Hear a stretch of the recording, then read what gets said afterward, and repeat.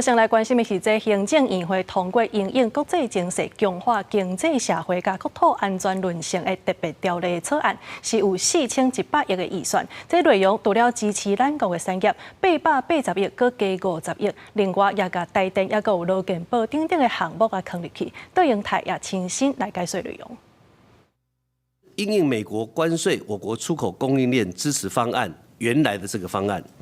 在原本规划的880亿金额之外，经过跟各产业界的座谈，我们增加了协助企业升级转型、设备